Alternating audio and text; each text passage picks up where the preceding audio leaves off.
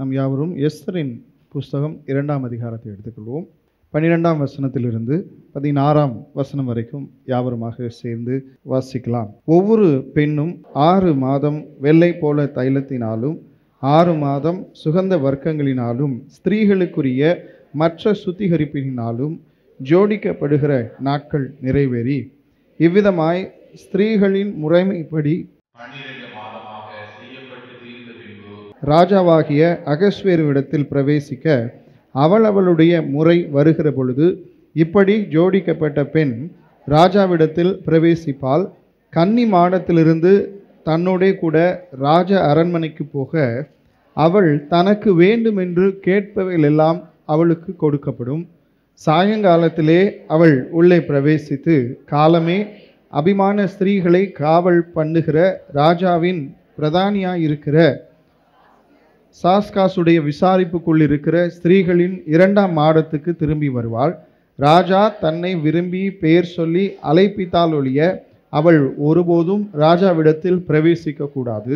மொர்தெகாய் தனக்கு குமாரத்தியாய் ஏற்று கொண்டவளும் அவள் சிறிய தகப்பனாகிய அபியாயேலின் குமாரத்தியுமாகிய எஸ்தர் ராஜாவிடத்தில் பிரவேசிக்கிறதற்கு முறை வந்தபொழுது அவள் ஸ்திரீகளை காவல் பண்ணுகிற ராஜாவின் பிரதானியாகிய ஏகாய் நியமித்த காரியமே அல்லாமல் வேறொன்றும் கேட்கவில்லை.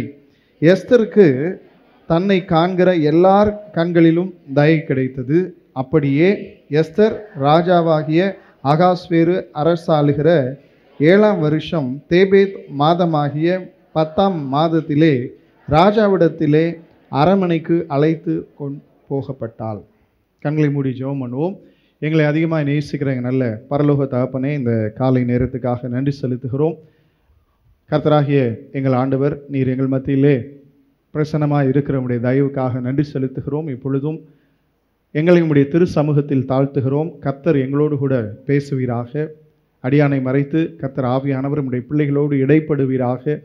உம்முடைய வார்த்தைகள் எங்களுடைய இருதயத்தின் ஆழத்தில் விதைக்கப்படட்டும். அவைகள் எங்களுக்குள் நீர் எதிர்பார்க்கிற மாற்றங்களை கொடுக்கட்டும், பலன் கொடுக்கட்டும் என்று சொல்லி ஜெபிக்கிறோம். எங்களை தாழ்த்துகிறோம். கர்த்தர் பேசுவீராக, கிரியை செய்வீராக, உம்முடைய சித்தம் நிறைவேறுவதாக.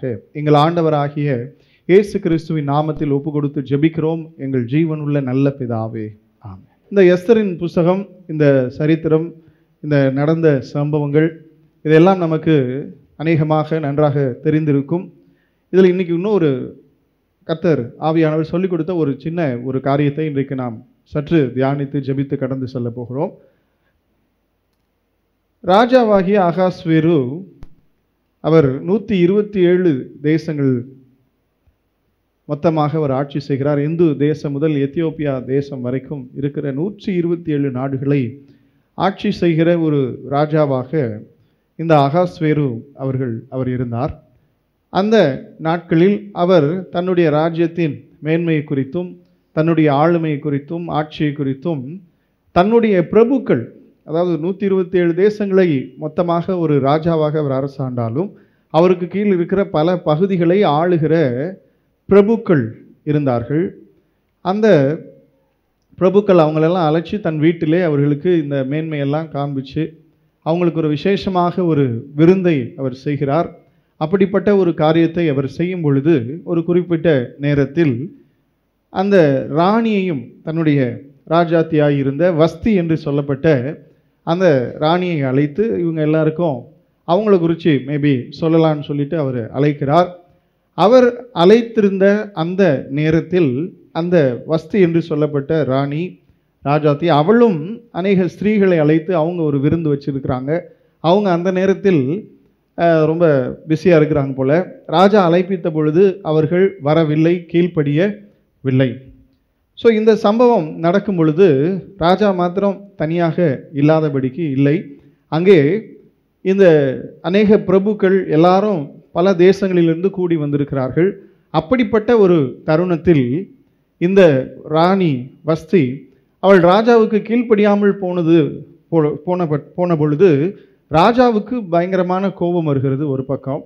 இன்னொரு பக்கம் இந்த பிரபுக்கள் எல்லாரும் சேர்ந்து சொல்லுகிறார்கள், இப்படி எல்லாரும் கூடி இருக்கையில் எல்லாருக்கும் முன்பாக ராஜாவுடைய அழைப்புக்கு கட்டளைக்கு கீழ்ப்படியாமல் இந்த ராணி செய்தது எல்லாருக்கும் தெரிந்திருக்கிற ஒரு தவறான முன் உதாரணமாக போகாதபடிக்கு, தேசத்தில் எங்கும் இருக்கிற ஸ்திரீகள் தங்களுடைய கணவனுடைய அதிகாரத்துக்கு கீழ்ப்படியாமல் போகாதபடிக்கு ஒரு காரியத்தை செய்ய வேண்டும் என்று சொல்லி அந்த ராஜாவும் ராஜாவோடு கூட இருக்கிற ராஜாவிடத்தில் முக்கியமாக ஆலோசனை செய்கிற இந்த பிரபுக்கள் எல்லாருமாக சேர்ந்து கொண்டு இதற்கு என்ன செய்யலாம் என்று அவர்கள் ஆலோசனை செய்யும் பொழுது, முதலாவது அந்த வஸ்தியை தன்னுடைய ஸ்தானத்திலிருந்து, அந்த ராஜ மேன்மையிலிருந்து விலக்கி, ராணி என்கிற ஸ்தானத்திலிருந்து அவளை விலக்கி விடுகிறார்கள் முதலாவது. ரெண்டாவது, இதை ஒரு சட்டமாக்கி தங்களுடைய ஆளுகைக்கு கீழ் இருக்கிற எல்லா தேசங்களிலும் இதை ஒரு சட்டமாக்கி அவர்கள் அதை அறிவிக்கிறவர்களாக காணப்படுகிறார்கள். இது எல்லாரும் சேர்ந்து இந்த காரியத்தை தீர்மானித்து இதை அவர்கள் சேர்ந்து அவர்கள் செய்கிறார்கள். அப்பொழுது ராஜாவுடைய ராணியாக இருந்த அந்த வஸ்தி அவள் ஸ்தானத்திலிருந்து, ராஜ மேன்மையிலிருந்து, ராணி என்கிற ஸ்தானத்திலிருந்து அவர் தள்ளப்படுகிறாள். சில காலம் சென்ற பின்பு ராஜாவுக்கு வேறொரு பெண்ணை அந்த ராஜாத்தியாக ராணியாக ஏற்படுத்த வேண்டும் என்று எல்லாரும் சேர்ந்து முடிவெடுத்து, தேசம் முழுவதும் எங்கும் இருக்கிற அழகான சௌந்தரியமான பெண்கள் எல்லாரையும் அழைத்து அவர்களை ராஜாவுக்காக அவர்களை உருவாக்கி, ராஜாவுக்கு பிரியமான பெண்ணை ராஜாத்தியாக ஏற்படுத்தும்படிக்கு ஒரு காரியத்தை இந்த பிரபுக்கள், இந்த கீழே இருக்கிற ராஜாவுக்கு கீழே இருக்கிறவங்க எல்லாரும் செய்கிறார்கள்.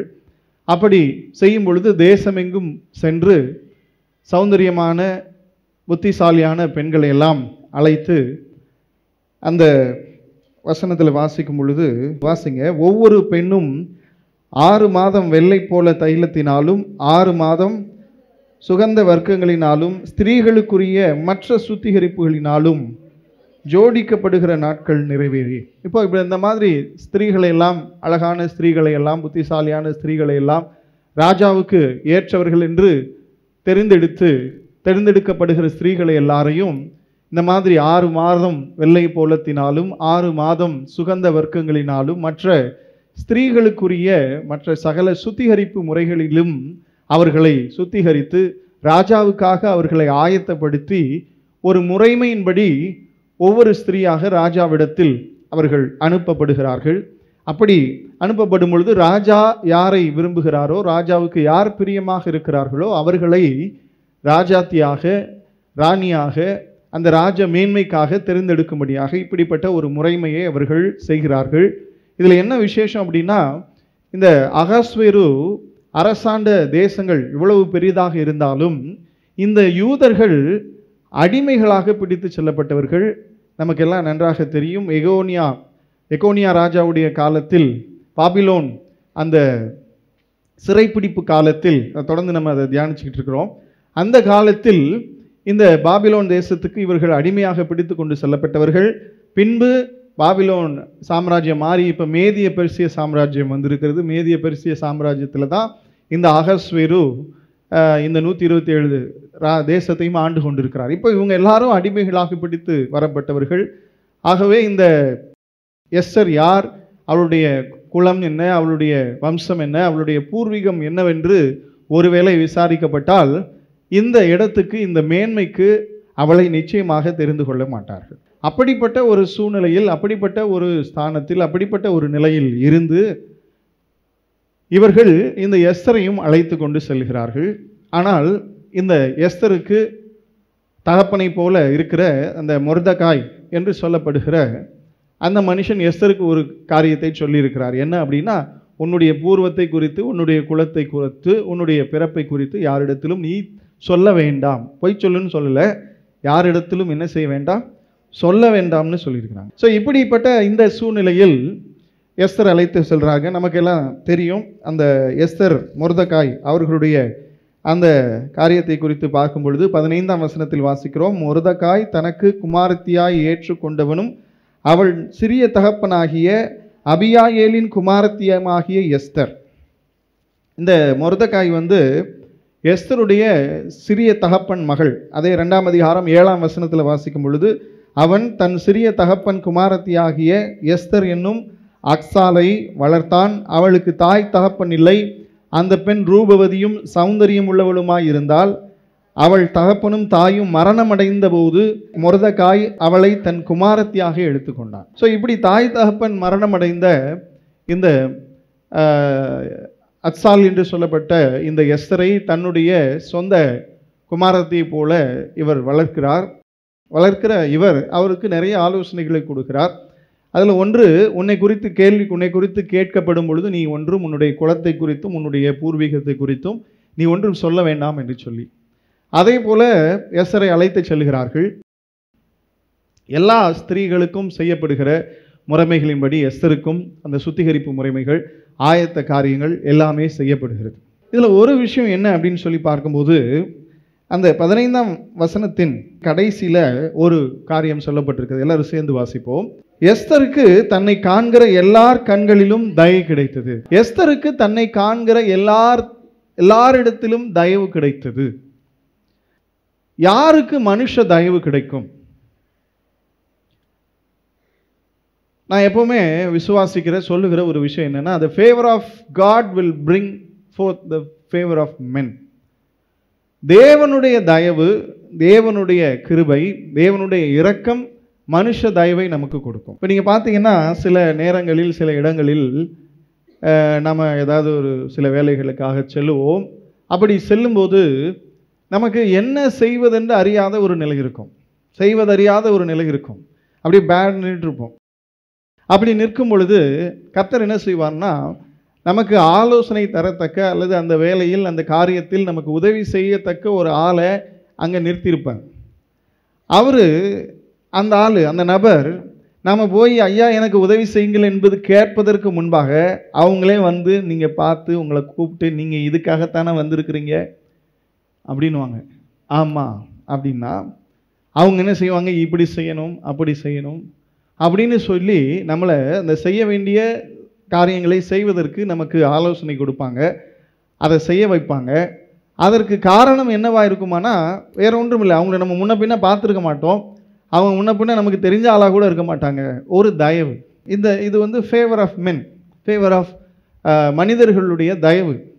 இது கர்த்தருடைய தயவு நம்மையில் இருக்கும்போது மனுஷ தயவு நமக்கு கிடைக்கும். ஆமேன்னு சொல்லுங்களேன். இப்போ இயேசுவானவர் இந்த உலகத்தில் பிறந்த பொழுது அவரை குறித்து ஒரு வசனம் சொல்லும்போது அழகாக சொல்லப்பட்டிருக்கும், அவர் தேவ கிருபையிலும் மனுஷ தயவிலும் வளர்ந்தார். அவர் தேவ கிருபையிலும் மனுஷ தயவிலும் வளர்ந்தார் அப்படின்னு இருக்கும். இப்போ இந்த தேவ கிருபை, தேவ தயவு, தேவ இரக்கம் நமக்கு மனுஷ தயவை கொடுக்கும். ஆமேன். இப்போ நிறைய பேர் பிரசங்கம் பண்ணுவாங்க, எப்படின்னா இயேசுக்கே மனுஷ தயவு தேவைப்பட்டது, ஆகவே நமக்கு மனுஷ தயவு தேவைப்படுகிறது அப்படின்னு சொல்லி பிரசங்கம் பண்ணுவாங்க. ரைட், நமக்கு மனுஷ தயவு அநேக நேரங்களில் தேவைப்படுகிறது. ஆனால் நல்லா கவனிக்கணும், ஆனால் அந்த மனுஷ தயவை நாம் நாடி செல்லக்கூடாது.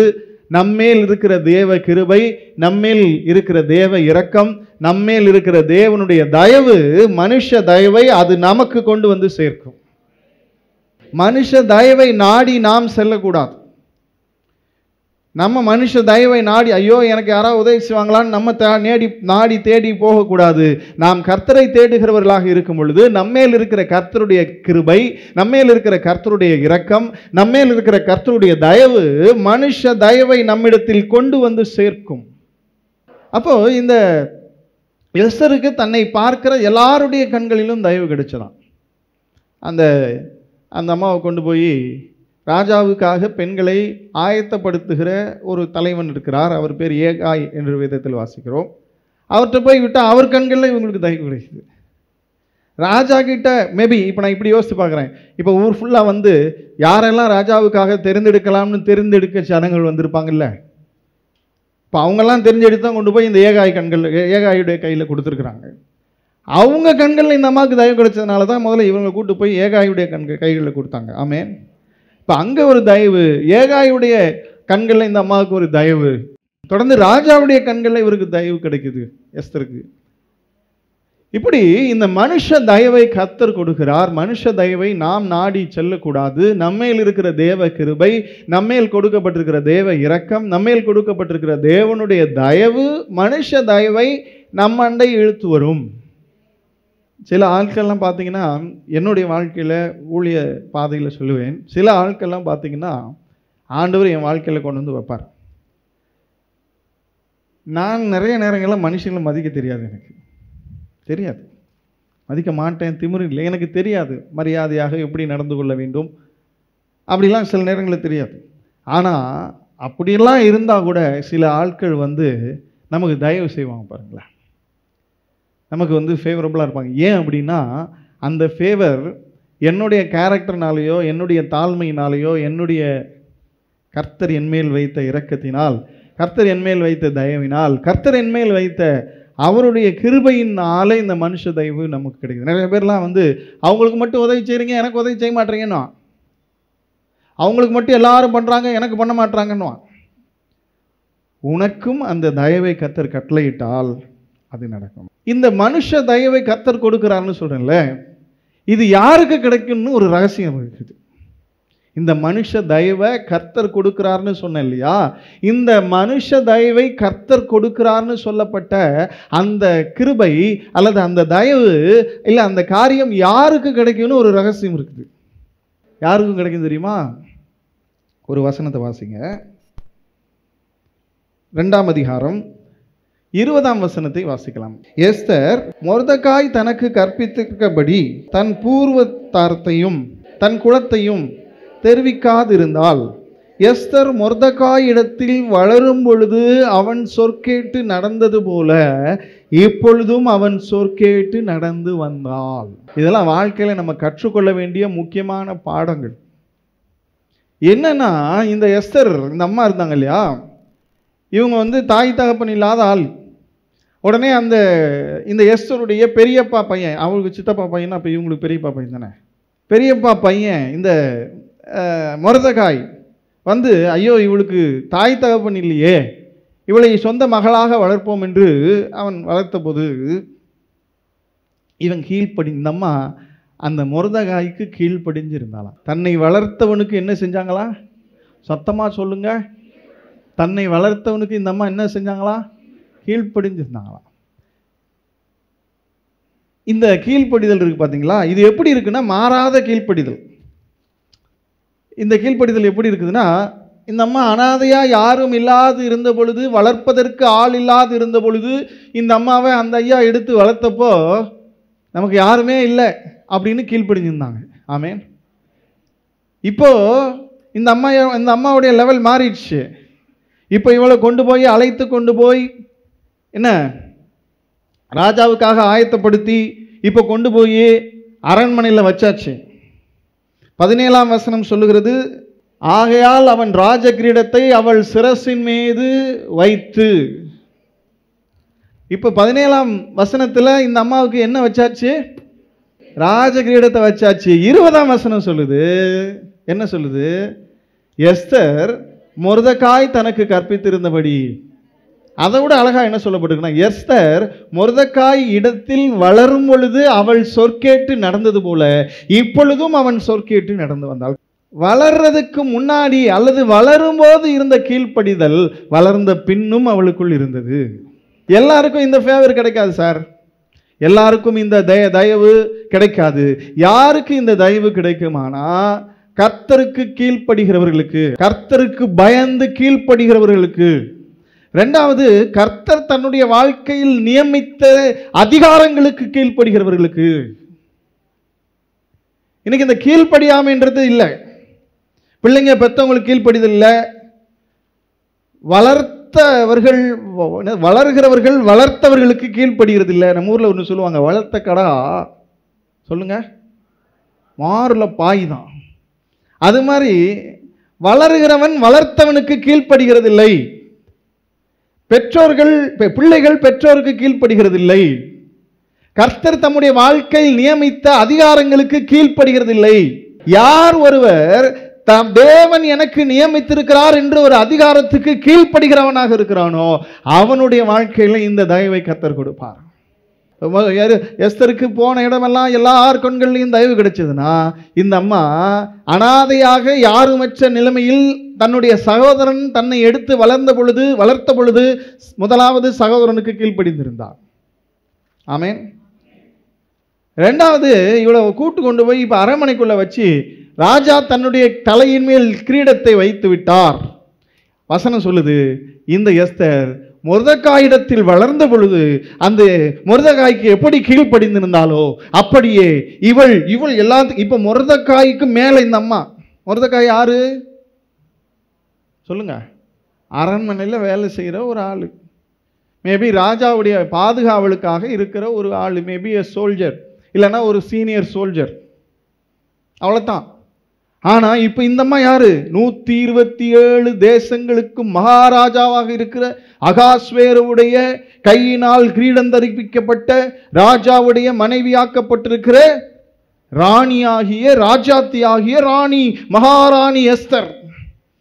ஆனால் இந்த மகாராணி எஸ்தர் எப்படிப்பட்டவர்கள் என்றால், நான் அனாதையாக இருந்தபோது தன்னை எடுத்து வளர்த்த தன்னுடைய மூத்த சகோதரனுக்கு அந்த அம்மா எப்படி கீழ்ப்படிஞ்சிருந்தாங்களோ அதே போல ராணி ஆன பிறகும், ஆமென், ராணி ஆன பிறகும் அந்த சகோதரனுக்கு அவள் கீழ்ப்படிந்திருந்தாள். அப்படின்னா நான் உங்களுக்கு சொல்லுகிறேன், இது கீழ்ப்படுகிற பிள்ளைகள் மேல இந்த தயவு வறுமை ஒழிய இந்த கீழ்ப்படியாமையின் பிள்ளைகள் மேல், there are people who are rebellious, who will not obey any authority in their life. தகப்பனுக்கு கீழ்ப்படிய மாட்டான், கர்த்தர் வச்சிருக்கிற அதிகாரங்களுக்கு கீழ்ப்படிய மாட்டான், அப்படியே ஒரு எதுக்கு எடுத்தாலும் rebellious. அவனும் உருப்பட மாட்டான், அவனை நினைச்சு பெத்தவங்க அவனுக்கு மேல இருக்கவங்க எல்லாரும் அழுவாங்க. அப்படிப்பட்டவனுக்கு இந்த தயவை கர்த்தர் கொடுக்க மாட்டார். யார் ஒருவர் தனக்கு கர்த்தர் நியமித்திருக்கிற அதிகாரங்களுக்கு கர்த்தருக்கு முன்பாக கர்த்தருக்கு கீழ்ப்படுகிற பயத்தோடு வாழ்கிறார்களோ அவங்க மேல கர்த்தர் இந்த தயவை கட்டளையிடுவார். சில ஆட்கள்லாம் பார்த்தீங்கன்னா ரொம்ப திறமையாக இருக்க மாட்டான், ரொம்ப திறமைசாலியாக இருக்க மாட்டான், ஆனால் நான் வந்து பிஸ்னஸ் பண்ணுறேன் அப்படின்வான். ரொம்ப ஞானமாக இருக்க மாட்டான், ஆனால் கர்த்தர் ஒன்று பயங்கரமாக ஆசீர்வச்சிருப்பாரு. கொஞ்ச நேரம் பேசினாலே தெரிஞ்சிடும், இது ஒன்றும் விவரமான ஆள் மாதிரி தெரியல, இது ஏமாளி மாதிரிலாம் இருக்குது, இது எப்படி இவ்வளவு நல்லா ஆசீர்வதிக்கப்பட்டுச்சுன்னா நான் சொல்லுவேன், அது அந்த திறமை இல்லை, அது அந்த தாளந்து இல்லை, கர்த்தர் அவங்க மேலே வச்ச தயவு. நீங்கள் நல்லா கவனித்து பார்த்தீங்கன்னா அவங்க வாழ்க்கையில் ஒரு தேவ பயம் அதிகமாக இருக்கும், கர்த்தருக்கு கீழ்ப்படிதல் அதிகமாக இருக்கும். அதனால அந்த கிருபையும் தயவையும் கர்த்தர் கொடுத்துருப்பார். அப்போது நல்லா கவனிங்க, எஸ்தருக்கு எல்லாருடைய கண்கள்லையும் தயவு கிடைச்சது. சில ஆட்கள்லாம் பாருங்கள் எங்கே போனாலும் விளங்காது, நீங்கள் தெரிஞ்சுக்க வேண்டியதான். இதுதான் ரூல், ஃபார்முலா இதுதான். A+B=C+Dனா இதுதான் விஷயம், புரிஞ்சுக்கணும். இது இப்படி இருந்துச்சுன்னா இது இப்படி இருக்கும், இது இப்படி இருந்துச்சுன்னா இது இப்படி இருக்கும். அவனுக்கு தயவே கிடைக்கல, அவன் எங்கே போனாலும் இப்படி இருக்குன்னா அவனுக்கு அவன் மேலே கர்த்தருடைய தயவு இல்லை. அதுக்கு காரணம்னா இதுதான் விஷயம். Maybe he is rebellious, he is disobedient, அவன் கீழ்ப்படியாதவனாக இருப்பான், அவன் வந்து அடங்காதவனாக இருப்பான், அடங்காத பிடாரின்னுவாங்களே அது மாதிரி இருப்பான். எங்கே ஆனால் ஆள் இப்படித்தான் இருப்பான், இப்படித்தான் இருப்பான். ஆனால் பார்த்தீங்கன்னா மனசுக்குள்ளே ஒரு பெரிய ரிபல்லியஸ் ஸ்பிரிட் இருக்கும். அவன் தான் அப்படி போய் நின்றுட்டு இருப்பான். எங்கே போனாலும் விளங்கலை, யாருமே எனக்கு உதவி செய்ய மாட்டாங்க, எங்கே போனாலும் நான் காணப்படுத்தப்படுவேன். நீ முதல்ல கீழ்ப்படியாமையின் பிள்ளையா இருக்கிற. சோத்திரம். எஸ்தருக்கு எல்லாருடைய கண்களிலும் தயவு கிடைச்சது. இப்போ முக்கியமான விஷயத்துக்கு வருவோம். இப்போ நான் சொன்னது மாதிரி எல்லாரும் 1 வருஷம் ஆயத்தப்படுத்தப்படுவாங்க. 6 மாதம் வெள்ளைப்போளம், 6 மாதம் சுகந்த வர்க்கங்கள், மற்றபடி ஸ்திரீகளுக்கான சுத்திகரிவுகள், இதெல்லாம் சேர்ந்து கிட்டத்தட்ட 1 வருஷம் 12 மாதத்துக்கு மேலே 1 வருஷத்துக்கு மேலே ஒவ்வொரு ஆளையும் ரெடி பண்ணி ஒரு டர்ன் போட்டு முறைமை, இப்போ இன்னைக்கு இவங்க நாளைக்கு இவங்கன்னு சொல்லி ஒவ்வொரு ஆளாக ராஜா கிட்ட அனுப்புகிறாங்க. இப்போ ராஜா என்ன செய்வாருன்னா பார்ப்பார், பார்த்துட்டு இவங்களை பார்க்கும்போது ராஜாவுடைய கண்களில் இவங்களுக்கு தயவு கிடைக்கணும், இவங்களை பார்க்கும்போது ராஜாவுக்கு அவங்க கண்களில் தயவு கிடைக்கணும், மன்னிக்கணும், அவங்களுக்கு ராஜாவுடைய கண்களில் தயவு கிடைக்கணும். கிடைச்சி அவங்கள விரும்பி ராஜா என்ன சொல்லணும், பெயர் சொல்லி அழைத்து இவள்தான் எனக்கு ராஜாத்தியாக வேண்டும் என்று ராஜா சொல்லும்போது அவங்க வந்து ராஜாத்தி ஆக்கப்படுவார்கள். இப்போ நடந்தது என்னென்னா, இதே நம்ம சொன்ன மாதிரி 1 வருஷமாக கூட்டு வந்து ஆயத்தப்படுத்தி இப்படி அநேக ஸ்திரீகளை ராஜாவிடத்தில் அவங்க அனுப்புகிறாங்க. சாயங்காலத்தில் அனுப்பப்படுவார்கள். ராஜா பார்ப்பார், அவருக்கு பிரியமாக இருந்தால் பெயர் சொல்லி அழைக்கணும். ஆனால் இதே மாதிரி நடந்துக்கிட்டே இருக்குது. ராஜா யாரையுமே பிரியப்படலை, யார் மேலேயுமே பிரியப்படலை. நிறைய பேர் இதே மாதிரி பார்த்துட்டாங்க, ராஜாவும் பார்த்துட்டாரு, ராஜாவுக்கு யார் மேலேயும் பிரியப்படலை. அப்போது பாருங்க, அந்த 13ஆம் வசனத்தை வாசிக்கலாம். இப்படி ஜோடிக்கப்பட்ட பெண் ராஜாவிடத்தில் பிரவேசிப்பால் கன்னிமாடத்திலிருந்து தன்னோட கூட ராஜ அரமனைக்கு போக அவள் தனக்கு வேண்டுமென்று கேட்பவையெல்லாம் அவளுக்கு கொடுக்கப்படும். இப்போ இந்த அம்மாவை கொண்டு வந்து ஒவ்வொரு ஸ்திரீயையும் கொண்டு வந்து 1 வருட காலமாக இந்த மாதிரி ட்ரீட்மெண்ட்லாம் அவங்களுக்கு கொடுத்து சுத்திகரிப்பெல்லாம் செஞ்சு வெள்ளை போலம் சுகந்த வர்க்கங்கள் இந்த மாதிரி காரியங்களெல்லாம் அவங்களுக்கு செய்து கடைசியில் ராஜாவிடத்தில் ஒரு டர்ன், ஒரு முறைமையின்படி அவர்கள் அனுப்பப்பட வேண்டும்.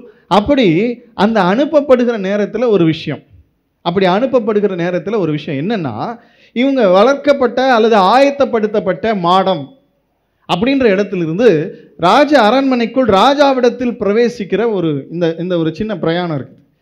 அவங்க உருவாக்கப்பட்ட இடம், அவங்க ராஜா கிட்ட போக வேண்டிய இடம். இந்த ரெண்டுக்கு நடுவில் இவங்க இங்கேருந்து புறப்பட்டு அங்கே போகிற அந்த காரியத்தில், அந்த நேரத்தில் ஒரு விஷயம் என்ன அப்படின்னா, இவங்க கேட்டுக்கொள்வதெல்லாம் அவங்களுக்கு கொடுக்கப்படும்.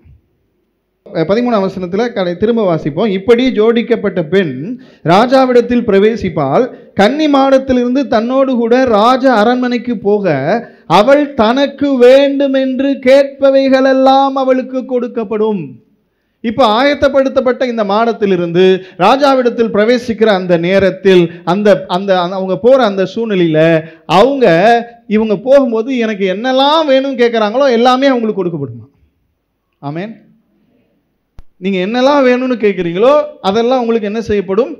கொடுக்கப்படும். அப்படின்ன உடனே இப்போ ஆயத்தமாக்கப்பட்ட பெண்கள் அநேகம் பேர் என்ன செய்யறாங்க? ஓகே, ஆயத்தமாயிடுச்சு, இன்னைக்கு உன்னுடைய முறைமை. உடனே இன்னைக்கு எல்லாரும் பேசிப்பாங்க, இன்னைக்கு உங்களுடைய முறைமை, நீங்க இன்னைக்கு கேட்கறதெல்லாம் உங்களுக்கு என்ன செய்யப்படும்? சொல்லுங்க, நல்லா சொல்லுங்க, நீங்க கேட்கறதெல்லாம் உங்களுக்கு கொடுக்கப்படும். அப்படின்ன உடனே இவங்க என்ன செய்வாங்க? யோசிப்பாங்க, நமக்கு என்ன வேணும், இன்னைக்கு நம்ம என்ன கேட்கலாம்?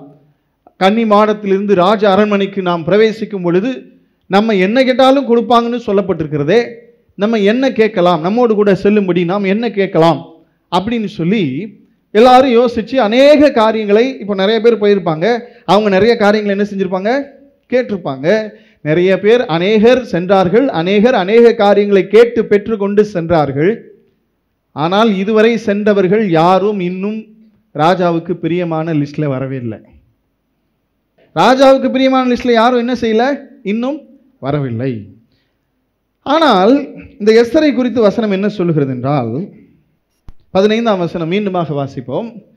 மொர்தெகாய் தனக்கு குமாரத்தியாக ஏற்றுக்கொண்டவளும் அவன் சிறிய தகப்பனாகிய அபியாயேலின் குமாரத்தியுமான எஸ்தர் ராஜாவிடத்தில் பிரவேசிக்கிறதற்கு முறை வந்த பொழுது, அவள் ஸ்திரீகளை காவல் பண்ணுகிற ராஜாவின் பிரதானியா இருக்கிற ஏகாய் நியமித்த காரியமே அல்லாமல் வேறொன்றும் கேட்கவில்லை. எஸ்தருக்கு தன்னை காண்கிற எல்லார் கண்களிலும் தயவு கிடைச்சு. இப்போ நல்லா கவனிங்க, திரும்ப இது கொஞ்சம் நல்லா புரிஞ்சாதான் நம்ம என்ன கர்த்தர் பேசுகிறார் என்பதை நாம் உணர்ந்து கொள்ள முடியும். எல்லாரும் போனாங்க, அநேகர் வந்தார்கள், அநேகர் வந்து இந்த மாதிரி ராஜாவிடத்தில் பிரவேசிப்பதற்கு சென்றார்கள். இப்போ வந்தவங்களுக்கெல்லாம் ஒரு விசேஷம் என்னன்னா, இன்னைக்கு இந்த நாள் நீ இங்கிருந்து புறப்பட்டு அங்கே போகிற நாளிலே உனக்கு வேண்டும் என்று, நீ போவதற்கு உனக்கு என்னெல்லாம் வேண்டும்னு உனக்கு நீ விரும்புறியோ அது எல்லாமே உனக்கு கொடுக்கப்படும், நீ கேட்கிறியோ அது எல்லாமே உனக்கு கொடுக்கப்படும். இப்படி சொன்ன உடனே எல்லாரும் வந்து அநேகர் வந்தார்கள், அநேக காரியங்களை கேட்டு பெற்றுக்கொண்டார்கள்.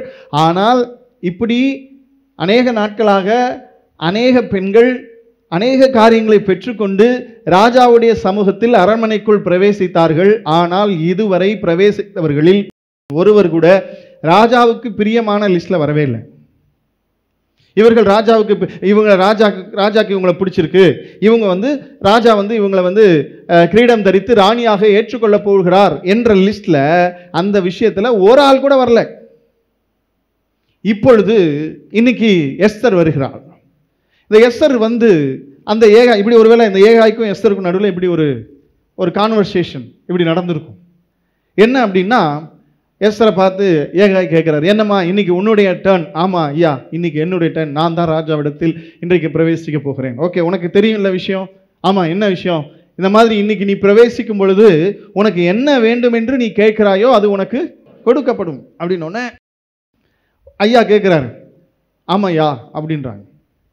உடனே ஐயா கேட்கிறார், சரி உனக்கு என்னம்மா வேணும்? இன்னைக்கு நீ போக போறியே, உனக்கு என்ன வேண்டும் கேள், நீ கேட்டுக்கொள்வது எதுவோ அதை நான் உனக்கு கொடுக்கிறேன், உனக்கு வேண்டியதெல்லாம் கொடுக்கப்படும் அப்படின்னு சொன்ன உடனே இந்த அம்மா சொல்றாங்க, ரொம்ப சந்தோஷம் ஐயா, ஆனா ராஜாவிடத்தில் பிரவேசிப்பதற்கு எனக்கு என்னெல்லாம் தேவைப்படும் அப்படின்னு நீங்க நியமிச்சிருக்கிறீங்களோ அந்த ஸ்திரீகளை காவல் பண்ணுகிற ராஜாவின் பிரதானியாகிய ஏகாய் நியமித்த காரியமே அல்லாமல் வேறொன்றும் கேட்கவில்லை.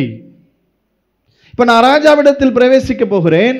ராஜாவிடத்தில் பிரவேசித்து ராஜாவுக்கு நான் பிரியமாக இருக்க வேண்டும் என்பதற்காக நீர் என்ன காரியங்களை, ஏகாயாகிய நீர் என்ன காரியங்களை நியமித்திருக்கிறீரோ அது எனக்கு போதும், அது மட்டும் எனக்கு போதும், அதை மட்டும் எனக்கு கொடும் என்று இந்த எஸ்தர் அந்த ஏகாயிடத்தில் கேட்கிறார்.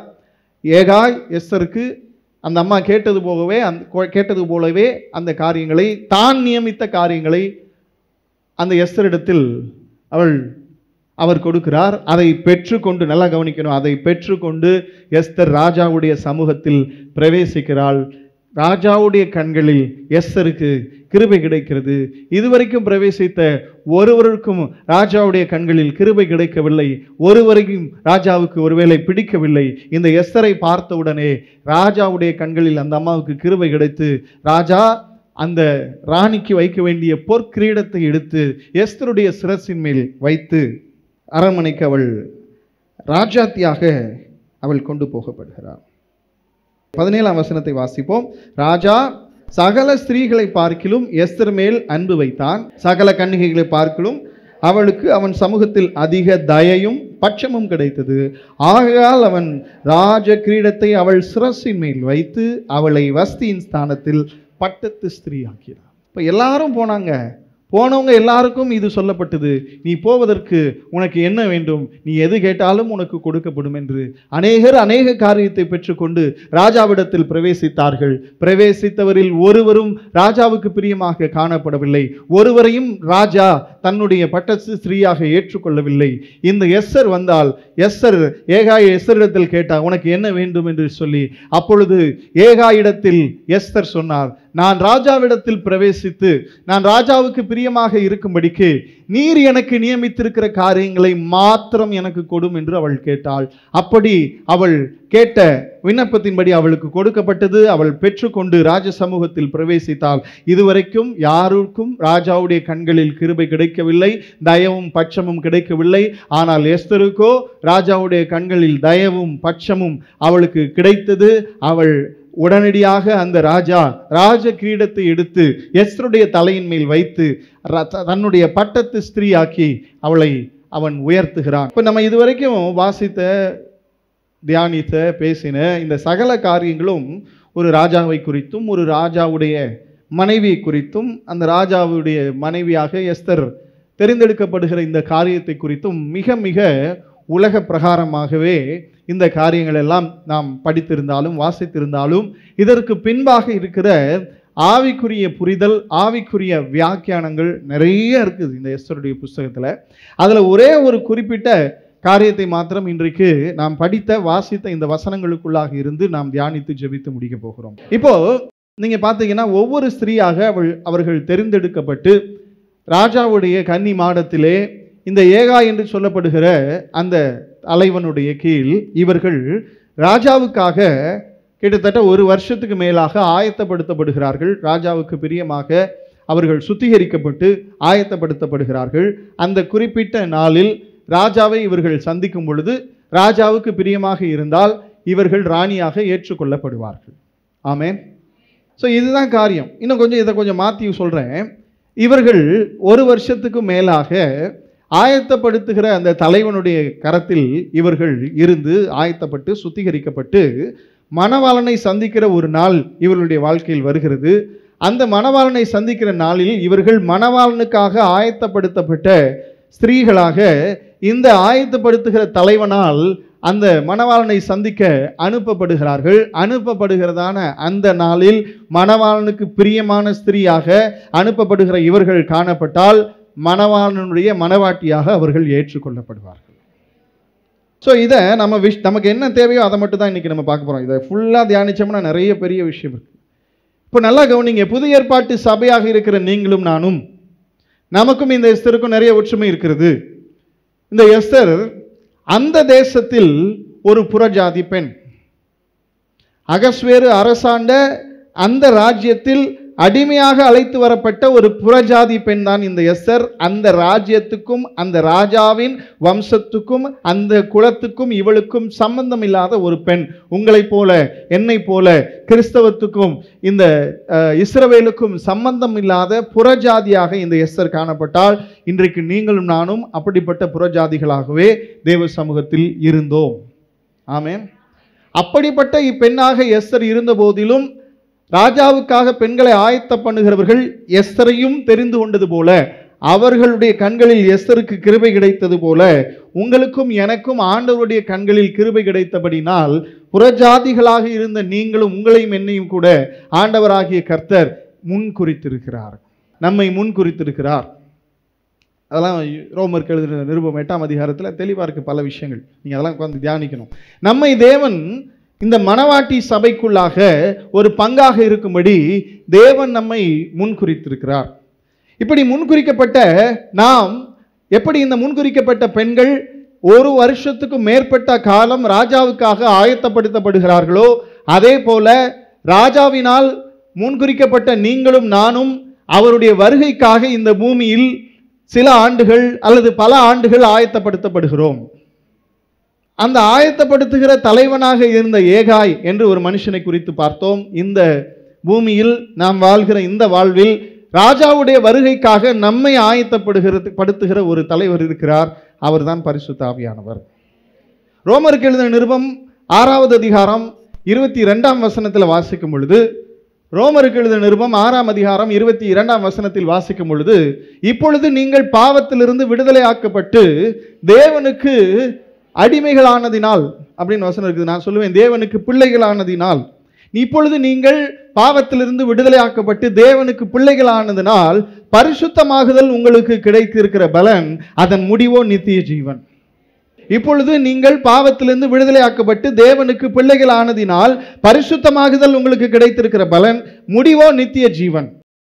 இப்ப இந்த தெரிந்தெடுக்கப்பட்ட பெண்கள் எல்லாம் ராஜாவுக்காக ஆயத்தப்படுத்தப்படுவதற்கு ஒரு வருஷம் அந்த ராஜ அரண்மனையில் இருக்க வேண்டும். இப்ப அதுவே பெரிய விஷயம். தேசத்தில் 127 தேசத்தில் எவ்வளவு பெரிய மகா பெரிய சாம்ராஜ்யத்தில் எத்தனை ஸ்திரீகள் இருந்திருப்பார்கள்.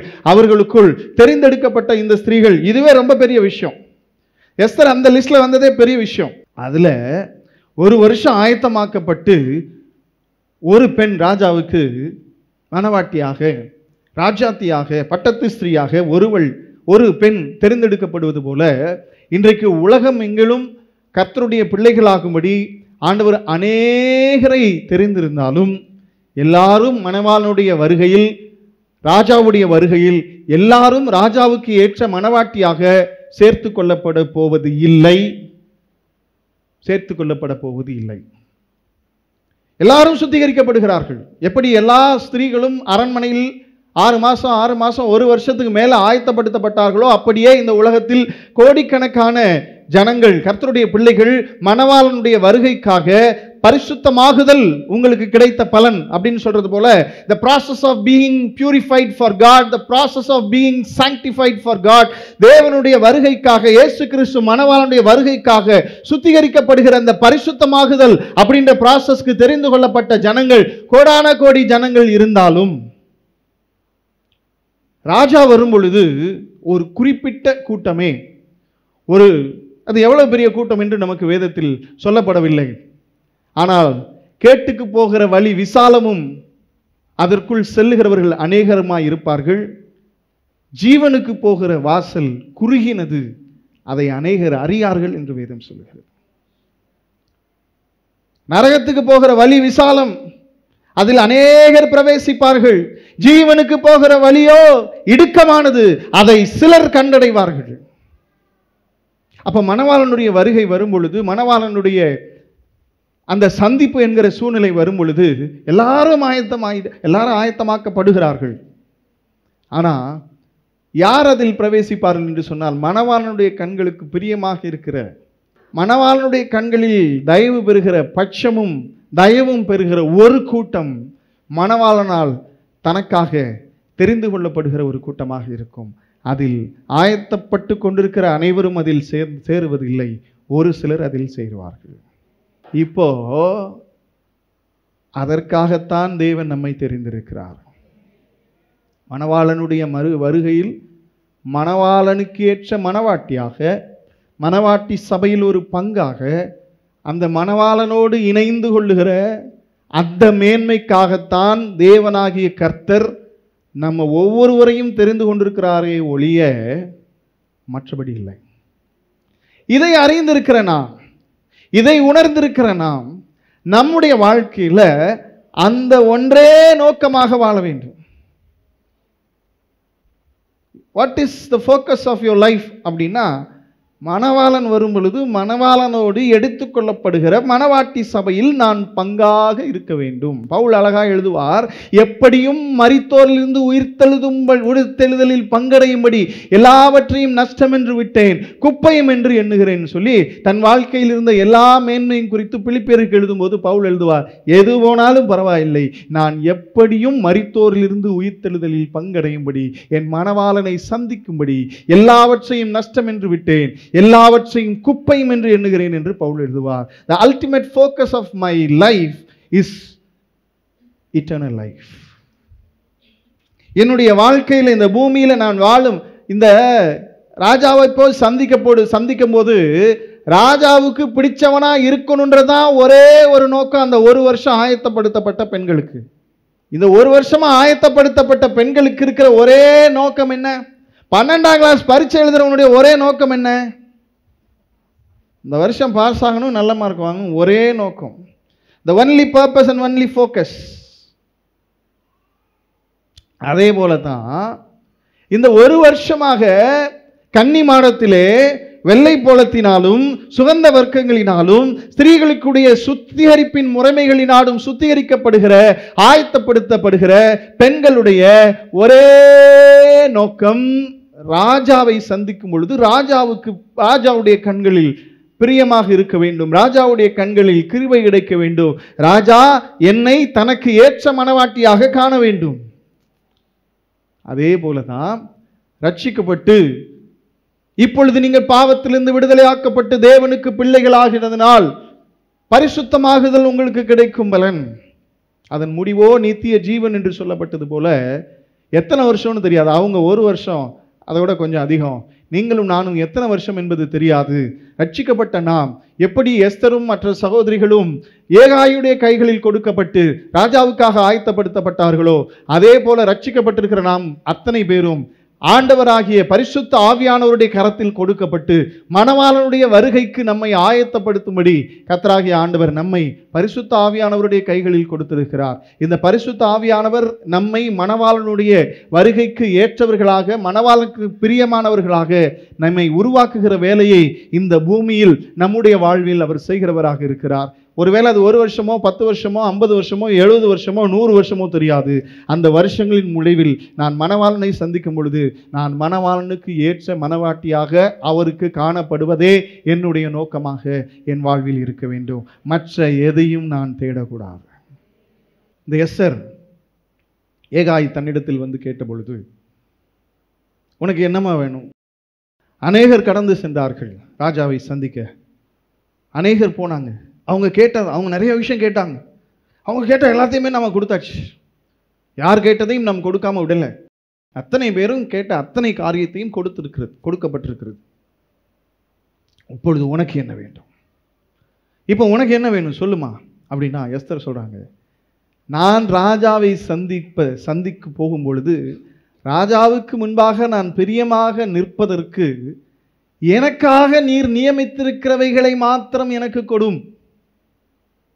எனக்காக நீர் நியமித்திருக்கிறவைகளை மாத்திரம் எனக்கு கொடும், அது எனக்கு போதும்.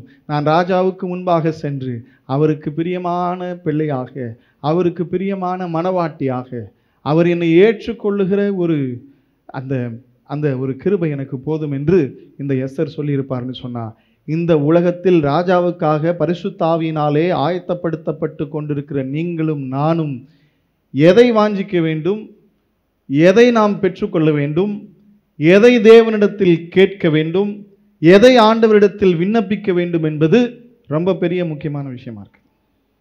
நான் சொல்லுவேன், இந்த உலகத்தில் பல நேரங்களில் அல்லது அநேக நேரங்களில் நாம் வேண்டாத தேவையற்ற பல காரியங்களை தேடுவதினால் தேவையான பல காரியங்களை தேடுவதற்கு நமக்கு வாய்ப்பில்லாமல் போகிறது. இப்போ என்னுடைய வாழ்க்கையின் ஒரே நோக்கம், மணவாளன் வரும் பொழுது மணவாளனை சந்தித்து நான் அவரோடு கூட நித்திய காலமாக வாழ வேண்டும் என்பதே என்னுடைய நோக்கமாக இருக்கும் என்றால், இந்த உலகத்தில் எனக்கு தேவையானது கொஞ்சம்தான். What I need in this world is very, very less. What I need to request from the Lord will be very, very less. எனக்கு இந்த உலகத்தில் தேவை கொஞ்சம்தான். நான் எனக்கு தேவை என்று தேவனிடத்தில் கேட்க வேண்டிய காரியமும் கொஞ்சம்தான். மற்றபடி எனக்கு கொடுக்க வேண்டியதை அவர் எனக்கு கொடுக்க வல்லவராக இருக்கிறார். இப்போ நாம தேட வேண்டியதும், நாம் விண்ணப்பிக்க வேண்டியதும், நாம் கேட்க வேண்டியதும் ஒரு ஃபோக்கஸ்டாக ஆயிடுச்சு அப்படின்னா, நம்முடைய வாழ்க்கையில் நிச்சயமாக நாம் போய் சேர வேண்டிய இடத்தில் போய் சேர்வோம். ஆமென். இன்னைக்கு நீங்க யோசித்து பாருங்க, தேவனிடத்தில் நாம் இன்றைக்கு எனக்கு வேண்டும் என்று விண்ணப்பிக்கிற கேட்கிற காரியங்கள் நம்முடைய நித்திய ஜீவனுக்கு, நாம் மணவாளனிடத்தில் போய் சேருவதற்கு, மணவாளனுக்கு பிரியமான பிள்ளையாக நிற்பதற்கு அத்தியாவசியமான காரியங்களைத்தான் ஆண்டவரிடத்தில் கேட்டுக்கொண்டிருக்கிறோமா, இல்ல தேவையில்லாத காரியங்களை ஆண்டவரிடத்தில் கேட்டுக்கொண்டிருக்கிறோமா? நான் சொல்றது உங்களுக்கு புரியுதா? இந்த உலகத்தில் இந்த பரிசுத்தமாகுதல் அப்படின்ற இந்த ப்ராசஸ்ல வாழ்ந்து கொண்டிருக்கிற நீங்களும் நானும், மணவாளனுக்காக ஆயத்தப்படுத்தப்படுகிற ப்ராசஸ்ல வாழ்ந்து கொண்டிருக்கிற நீங்களும் நானும், ஆண்டவரிடத்தில் நாம விண்ணப்பிக்கிறோம் இல்லையா, கேட்கிறோம் இல்லையா, ஆண்டவர்கிட்ட எனக்கு இது வேண்டும் அது வேண்டும், எனக்கு இதை செய்யும் அதை செய்யும் என்று கேட்கிறோம் இல்லையா? அப்படி கேட்கிற காரியங்கள் நம்முடைய நித்தியத்துக்கு அத்தியாவசியமான காரியங்களை கேட்டுக்கொண்டிருக்கிறோமா, இல்ல தேவையற்ற காரியங்களை கேட்டுக்கொண்டிருக்கிறோமா? நீங்க தேவையற்ற காரியங்களை கேட்டுக்கொண்டிருப்பதினால் ஒருவேளை தேவையான அந்த காரியத்தை நீங்கள் பெற்றுக்கொள்ளாமல் போகலாம். நான் சொல்றது உங்களுக்கு புரியுதா? தேவையானதை மாத்திரம் கர்த்தரிடத்தில் கேட்காமல் தேவையற்ற காரியங்களை கர்த்தரிடத்தில் கேட்டுக்கொண்டிருப்பதினால் தேவையானதொன்றை நீங்கள் பெற்றுக்கொள்ளாமல் போகலாம். நான் உங்களுக்கு ரொம்ப சாதாரணமான ஒரு ஒரு ஒரு சம்பவத்தை சொல்றேன் பாருங்க, உங்களுக்கு புரியும். சென்னையில் மராத்தான் ரேஸ் நடக்கும். நிறைய இடத்துல நடக்கும். எனக்கு சென்னை தான் தெரியும். அப்போ நாங்கள் காலேஜ் படிக்கும் போதெல்லாம் பார்த்தீங்கன்னா மராத்தன்னா எங்களுக்கு சொல்லிடுவாங்க. ஏன்னா எத்தனை பேர் ஜெயிக்கிறான்றது அவங்களுக்கு முக்கியம் இல்லை, எத்தனை பேர் ஓடுறான்றது தான் அவங்களுக்கு முக்கியம். இந்த சென்னையில் நடந்த மராத்தான் ரேஸில் இத்தனை 1000 பேர் ஓடினாங்கன்னா அதை நடத்துகிறவங்களுக்கு ஒரு பெருமை. நானும் ஓடினேன்ல, நமக்கு ஒரு பெருமை. கடைசியில் பரிசு வாங்கினவன் யாருன்னு தெரியவே தெரியாது. மராத்தான் ரேஸ்னால் துவங்குறதுக்கு ஒரு இடம் இருக்கும். பொதுவாக இந்த மெரினா பீச்சில் தொடங்குவாங்க. நான் காலேஜ் படிக்கும்போது இப்போ எப்படின்னு தெரில.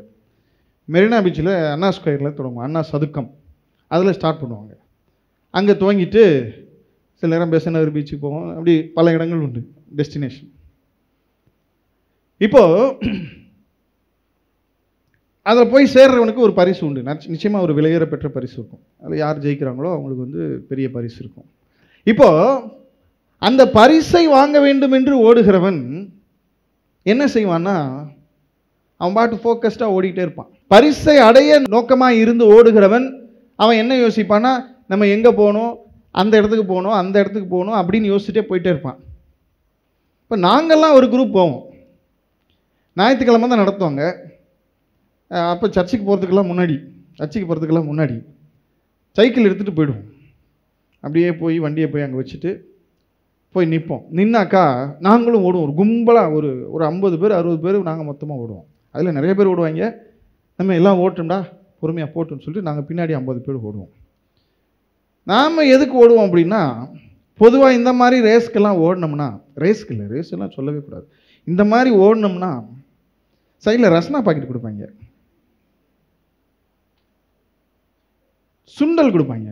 ரஸ்னா பாக்கெட்டு, சுண்டல், வாட்டர் பாக்கெட்டு. சில நேரம் யாராவது பெரிய ஆள் வந்து டிஷர்ட் கொடுப்பாங்க எல்லாருக்கும். சென்னை மராத்தான் போட்டிருக்கோம். இப்போ இது மாதிரி என்ன கிடைக்குன்னு பார்த்துட்டே வருவோம். இங்கே சுண்டல் தராங்கடா வாங்கு. இங்கிட்டு ஒருத்தன் சுண்டல் கொடுப்பான், அங்கிட்டு ஒருத்தன் வாட்டர் பாக்கெட் கொடுப்பான், இங்கிட்டு ஒருத்தன் ரஸ்னா பாக்கெட் கொடுப்பான், அங்கே ஒருத்தன் மோர் பாக்கெட் கொடுப்பான். பார்ப்பான், எல்லாம் கொடுத்து எல்லாம் வாங்கியாச்சா, எல்லாம் வாங்கியாச்சு, சரி வாப்பா இல்லை எங்க சைக்கிள் எடுத்துட்டு காலேஜ் போயிட்டு. இப்போ இதுக்காக போனவன் எவனாவது தப்பி தவறி வாழ்க்கையில் ஜெயிச்சிருப்பான்னு நினைக்கிறீங்க? இந்த ரேஸில் சொல்லுங்க, வாய்ப்பே இல்லை. அவன் இங்கே அந்த கண்ணகி சிலையை தாண்ட மாட்டான், காந்தி சிலையை தாண்டவே மாட்டான். ஏன்னா இதுக்குள்ளே எல்லாம் கொடுக்குறவங்களாம் கொடுத்து முடிச்சிருவான், வாங்குறத வாங்கிட்டு வந்துடுவோம். இப்போ ஜெயிக்கணும்னு ஓடுனவன் இது எதையுமே பார்த்துருக்க மாட்டான். அல்லேலூயா. ஜெயிக்கணும்னு ஓடுனவன் ரசனா கொடுத்தாங்களா அப்படியா சொல்றீங்க அப்படின்னு கேட்பான். ஜெயிக்க ஓடினவன் இதை எதையுமே பார்த்துருக்க மாட்டான், இது எதையுமே கேட்டிருக்க மாட்டான். அதே போலதான் எஸ்தர் ஏகாயை பார்த்து சொன்னால், நான் ராஜாவை சந்திக்க போவதற்கு எனக்காக நீர் நியமித்திருக்கிறது மாத்திரம் எனக்கு கொடும், வேறு எதுவும் எனக்கு வேண்டாம். அநேகர் வந்தார்கள், அநேக காரியங்களை ஏகாயிடத்தில் கேட்டு பெற்றுக்கொண்டார்கள். அதை பெற்றுக்கொண்டு ராஜாவை சந்திக்க சென்றார்கள். ஆனால் ராஜாவுடைய பார்வையில் ஒருவருக்கும் கிருபை கிடைக்கவில்லை, தயவு கிடைக்கவில்லை. எஸ்தர் வந்தால் எனக்கு நியமிக்கப்பட்டிருக்கிறது மாத்திரம், நான் ராஜாவை சந்தித்து ராஜாவுக்கு பிரியமான ஸ்திரீயாக மணவாட்டியாக ராஜாவிடத்தில் பிரவேசிப்பதற்கு எனக்கென்று நீர் நியமித்திருக்கிறதை மாத்திரம் எனக்கு தாரும் என்று இந்த எஸ்தர் அந்த ஏகாயிடத்தில் கேட்டார். அந்த ஏகாய் அவளுக்கு கொடுத்தார். அதோடு கூட ராஜாவை போய் பார்த்தார். ராஜாவுக்கு பிரியமான ஸ்திரீயாக, ராஜாவுடைய கண்களில் தயவும் பட்சமும் பெற்றுக்கொண்ட ஸ்திரீயாக, ராஜாவுடைய பட்டத்து ஸ்திரீயாக ராஜாவிடத்தில் அவள் கடந்து செல்ல முடிந்தது. காரணம் இதுதான். வசனம் சொல்லுகிறது, தேவனுடைய பிள்ளைகளுக்கு அநேக நேரங்களில் நமக்கு என்ன வேண்டும் என்பதே நமக்கு தெரியல. ரோமருக்கு எழுதின நிருபம் 8வது அதிகாரம் 26வது வசனத்தில் வாசிக்கும் பொழுது, ஆவியானவர் நம்முடைய பலவீனங்களில் நமக்கு உதவி செய்கிறார், நாம் ஏற்றபடி வேண்டிக் கொள்ள வேண்டியது இன்னதென்று அறியாமல் இருக்கிறதுனால், நாம ஏற்றபடி விண்ணப்பிக்க வேண்டியது இன்னதென்று அறியாமல் இருக்கிறபடியால். So many times Christians pray and they receive what they don't need for their eternal life. இன்னைக்கு அநேக கர்த்தருடைய பிள்ளைகள் ஆண்டவரிடத்தில் ஜெபிக்கிறோம்னு சொல்லி சந்தோஷப்படுறாங்க. தாங்கள் ஜெபிக்கிறவர்களாக இருப்பது நிமித்தம் அவர்களுக்குள் ஒரு சந்தோஷம். They are happy and satisfied for they are praying. But அவங்க ஜெபிக்கிற ஜெபம் எப்படி இருக்குதுன்னா அவங்களுக்கு எப்படி ஜெபிக்கணும், எதற்காக ஜெபிக்கணும், எதை ஜெபித்து பெற்றுக்கொள்ள வேண்டும் என்கிற ஒரு உணர்வில்லாமல் இருக்கிறார்கள். இன்னைக்கு நாம் ஒரு காரியத்தை புரிந்து கொள்ள வேண்டும். ஆண்டவரிடத்தில் பல நேரங்களில் நாம் அநேக காரியங்களை பெற்றுக்கொள்ளுகிறோம் கேட்டு, ஆனால் அந்த காரியங்களில் கர்த்தர் சந்தோஷமாக இருக்கிறாரா என்று உங்களுக்கு தெரியாது. இப்போ நீங்கள் பார்த்தீங்கன்னா எஸ்தர்ட்ட வந்து ஏகாய் கேட்குறாரு, ஏம்மா உனக்கு என்னம்மா வேணும் சொல்லு, உனக்கு நீ கேட்கறதெல்லாம் கொடுக்கப்படும் சொல்லுன்னொன்னே அந்த அம்மா சொன்னாங்க, ஐயா நான் ராஜாவிடத்தில் பிரவேசித்து ராஜாவுக்கு பிரியமாக இருப்பதற்காக நீர் எனக்கு எதை ஆயத்தம் பண்ணியிருக்கிறீரோ அதை தாரும் அப்படின்னு சொன்னப்போ ஏகாய்க்கு எப்படி இருந்திருக்கும்? சந்தோஷமாக இருந்திருக்கும். அதை கேட்டு, அச்சா இந்த பிள்ளைய நான் எதுக்காக வளர்த்தேன், இதை நான் எதுக்காக ஒரு வருஷமாக உட்கார வச்சு இப்படி ட்ரீட்மெண்ட் கொடுத்து சுத்திகரித்து ஏற்பாடு பண்ணேன், அங்கே போய் நீ ராஜாவுக்கு முன்னாடி பிரியமாக இருக்கணும், அதுக்கு எனக்கு என்ன வேணுமோ அதை மட்டும் தாங்க சார். ராஜாவுக்கு முன்பாக பிரியமாய் நான் நிற்பதற்காக எனக்காக நீர் எதை ஆயத்தம் பண்ணியிருக்கிறீரோ அதை மட்டும் எனக்கு தாரும் போதும். அதை கொடுக்கறதுக்கு இவனுக்கு சந்தோஷமா இருந்திருக்கும். சே, இதை அந்த அம்மா கேட்கும்போது, அந்த விண்ணப்பத்தை அவர் கேட்கும்போது, அதை அவர் கொடுக்கும்போது அவருக்குள்ள சந்தோஷம். நான் சொல்றேன், இன்னைக்கு நீங்க ஜெபிக்கிற அநேக ஜெபங்களில் கர்த்தர் உங்களுக்கு ஒருவேளை ஜெபத்தை கேட்டு உங்களுக்கு உதவி செய்கிறார். But he is not pleased with what you have received from him. நீ ஜெபித்து பெற்றுக்கொண்ட அநேக காரியங்களில் கர்த்தருக்கு சந்தோஷம் இல்லை உன் பேரில். ஏன்னா நீ ஜெபிச்சா நான் கேட்கிறேன்னு அவர் வாக்கு கொடுத்துட்டாரு, அதுல அவர் பொய்யாக முடியாது. ஒரு அழகான ஊமையை இயேசு சொல்லுவார். ஒரு பட்டணத்தில் ஒரு நியாயாதிபதி இருந்தான். அவன் தேவனுக்கு பயப்படாதவனும் மனுஷரை மதியாதவனுமாய் இருந்தான். அவனிடத்தில் ஒரு ஏழை விதவை நியாயத்துக்காக போய் நின்றாள். அப்படி அந்த அம்மா போய் நிற்கும் போது அவங்கிட்ட நியாயம் கேட்டான், அவன் தரல, விரட்டி விட்டான். ஆனா அவன் அந்த அம்மா டெய்லி போய் கேட்டுட்டே இருந்துச்சான். அதனால அவன் சொன்னான், ஐயோ தான் மனுஷனை மதியாதவனும் தேவனுக்கு பயப்படாதவனமாக இருந்தும் இவள் என்னை டிஸ்டர்ப் பண்றா, அலட்டி கொள்ளுகிறாள் என்று சொல்லி அவளை தொலைச்சு கட்டுறா அப்படின்னு அவளுக்கு நியாயம் செய்தான். அதே போலதான் இன்றைக்கு அநேக உன்னுடைய விண்ணப்பங்கள் தேவனுடைய சமூகத்தில் இருக்கிறது. What you are praying for is not pleasing God. நீ ஜெபிக்கிற அநேக காரியங்கள் உன்னுடைய நித்திய ஜீவனுக்கு அத்தியாவசியமற்ற காரியங்கள். நீ ஜெபித்த ஆண்டவரிடத்தில் பெற்றுக்கொள்ளுகிற அநேக நன்மைகள் உன்னுடைய ஆவிக்குரிய வாழ்க்கைக்கு, உன்னுடைய நித்திய ஜீவனுக்கு தேவையற்ற அனாவசியமான காரியங்கள். ஆண்டவர் அதில் பிரியப்படவில்லை. நம்மால் ஜெபிக்கிறான், ஆண்டவர்கிட்ட நாள் கணக்கா ஜெபிக்கிறான், போராடுறான் ஜெபத்தில். யாக்கோபை போல போராடுவேன், யாக்கோபை போல போராடுவேன், அந்த அம்மாவை போல போராடுவேன். போராடி ஜெபிச்சு ஆண்டவரே பிளாக்மெயில் பண்ணி எதை கேட்டாலும் தருவேன் என்று சொன்னீர்களே. அவர் சொன்ன வசனத்தை எடுத்து அவரே அடிக்கிறது, பிளாக்மெயில் பண்ணி கடைசியில் வாங்கிருச்சு. வாங்கி என்ன புண்ணியம்? வாங்கி என்ன புண்ணியம்? நான் உங்களுக்கு சொல்றேன், ஆரம்பத்திலையும் சொன்னேன், இப்பவும் சொல்றேன், இந்த உலகத்தில் நான் வாழ்வதற்கு எனக்கு என்ன தேவை என்பதை என் தகப்பன் அறிந்திருக்கிறார். அதை நான் கேட்காவிட்டாலும் எனக்கு அவர் கொடுப்பார். இந்த உலகத்தில் நான் வாழ்வதற்கு தேவையாயிருக்கிற உலக தேவையான காரியங்களை